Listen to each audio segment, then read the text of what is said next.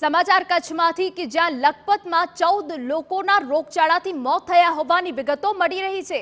આપને જણાવી દઈએ કે જ્યાં કોંગ્રેસ પ્રદેશ પ્રમુખ શક્તિસિંહ ગોહિલના સરકાર પર આક્ષેપ, પ્રશાસનનું ધ્યાન દોરવા છતાં ગંભીર પગલાં ન લીધા, સ્થાનિકોને પીવાનું શુદ્ધ પાણી મળે તેવી કોઈ સુવિધા નહીં, ઉચ્ચ અધિકારીઓ સ્થિતિ પર કાબુ મેળવી કાર્યવાહી કરે તેવું પણ જણાવ્યું।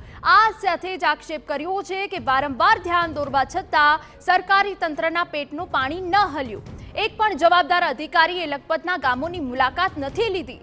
નિષ્ણાત ડોક્ટર્સે ટીમો મોકલવી જોઈએ। લોકોના જાનમાલના રક્ષણની જવાબદારી સરકારની છે।